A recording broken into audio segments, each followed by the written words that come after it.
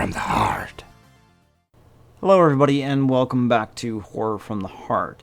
I'm putting out an extra special episode today because we are at the 25th anniversary of Resident Evil. Now I know I'm some days behind when it comes to that, but we're actually at the 25th anniversary of Resident Evil.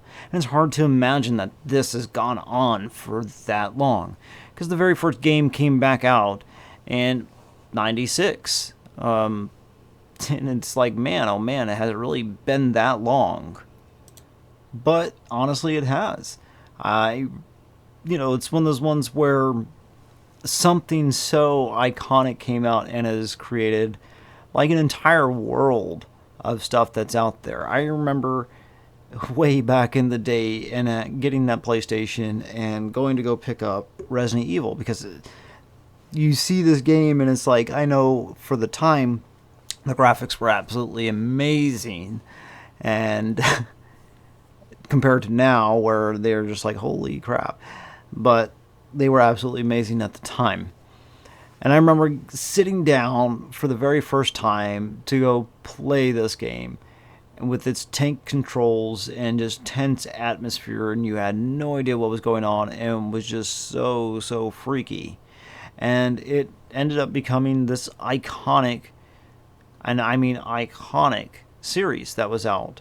And simply, in the beginning, it wasn't as pronounced, and a lot of people really get into it because it was a very kind of like brand new genre. I mean, it was kind of like the birth of survival horror in a lot of different ways. Granted, it's not the exact beginning of survival horror, but it definitely made it into more of a mainstream type of thing.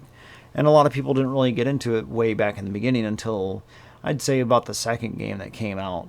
And it's hard to imagine that this series has produced like so many different games. I mean, if you take the main series of it, you have at least 8 different games of it, and then if you take all the extra ones that are out there, there's quite a few out there to check into. Now, not everything's going to be to everybody's liking and stuff like that, but I remember in at least the first 3 games, it was a very tense atmosphere, and it was very ingrained into that whole horror aspect of you didn't really have a lot of control, and you had limited space on how much stuff you could carry and things like that.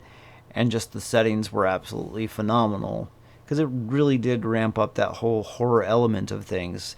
And it really kind of pushed forward in the zombie area too, because I mean, I think that's about whenever zombies started to become a lot more prevalent within the horror community. Like me, for myself, I've always loved, the zombie aspect of things because, hey, George A. Romero was one of those guys that I absolutely idolized because he just did, he was the grandfather of modern day zombies, and how he did it. I mean, hell, George A. Romero actually helped with some of the Resident Evil stuff. Like, he was going to end up doing a movie at one point, and of course they shot down a script, sadly. That would have been really interesting to have seen. But he actually did help with some of the stuff that was out there. I mean, he was one of the reasons why that, type of game ended up coming out and stuff like that. And it's hard to imagine that we went from having these video games with this tense atmosphere into changing into what it did. Now, granted, I would sit back and say that the later games weren't as well received. And it's not to sit back and say that they're bad, not in any kind of way, but they weren't as well received. 4 was probably like one of the last ones that was really, really well received until Resident Evil 7 came out. Where it brought it back, because 5 and 6 definitely had some very over-the-top elements, and you kind of, you still had the horror element, but it was more action horror than it was anything, and 4 started that off with the action horror. But it still was one of those ones in a series that really stuck with a lot of us within the horror community, especially within the horror video game community. And it was very defining for a lot of us, too, because you take that, and it sparked a lot of different horror video games that came out after it. Hence, like you heard me in a previous episode talking about Galarians.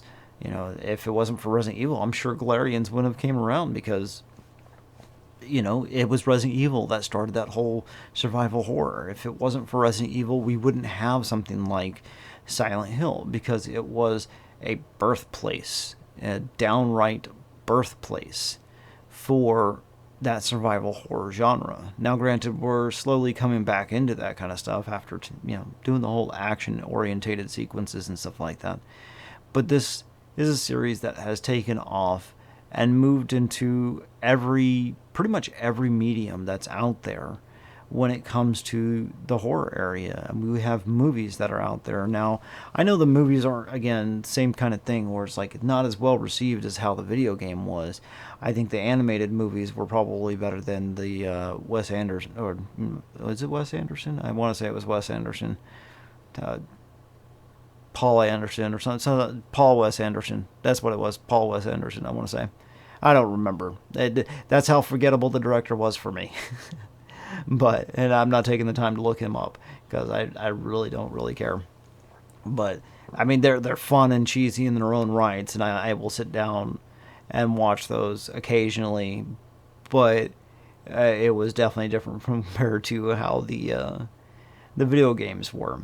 But the whole thing about it is just the factor that you're talking about a series that branched off into that area. I mean, there's a Netflix series out there. I still haven't really checked it out, because it really didn't, get that great of reviews. But I started to try and watch it, and I think it was too late at night for me to actually sit there and kind of focus on it, so I'll have to try it again. But then you have comic books that are out there too, and a lot of the comic books are really great stories that are out there, and you have a lot of different books and stuff like that too.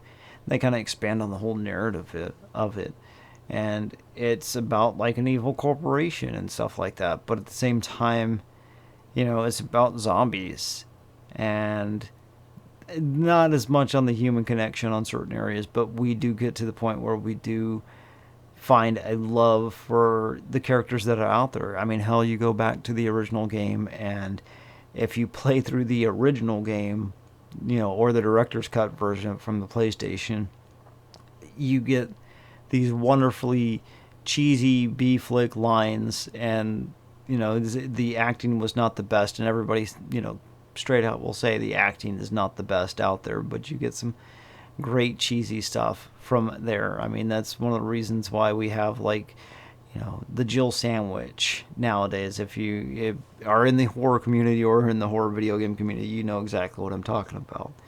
But we have great stuff that's like that, and of course it was remade on the GameCube, and they changed the dialogue to not be as cheesy. It still wasn't great, but it was a whole lot better as far as serious script writing stuff goes. But it was just that whole aspect of how it was that really kind of cemented it into the community and made it for what it was, and branched off and blew up. And in all honesty, I love it. I absolutely love it. There's tons of us out there that love the Resident Evil games that are out there, love the Resident Evil series that are out there, movies and everything. Just love Resident Evil simply because of how it was and how it was so genre defining in its own way, and created the empire basically of what it is.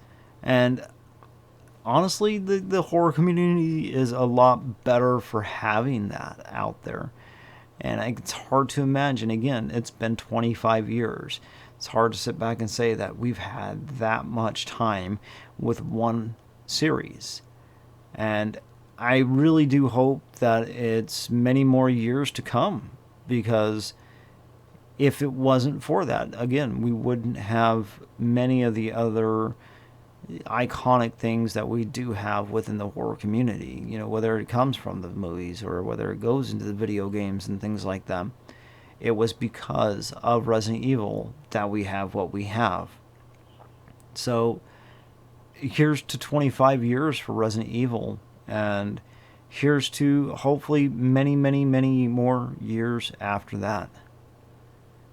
So with that, though, if you're listening to this on podcast, give me a follow, leave me a little review, If you're watching this on YouTube, hit the like button, the subscribe button, the little notification bell, and leave some comments down there too. I was I'm kind of really curious as far as what is your favorite Resident Evil or part of Resident Evil that you really enjoyed, or what got you into Resident Evil in general. So thank you for taking the time to listen to me just rant and ramble as you guys always do every single week. Hopefully you guys get the chance to actually check out this extra episode right here. And I hope to see you guys in the next episode. Y'all take care.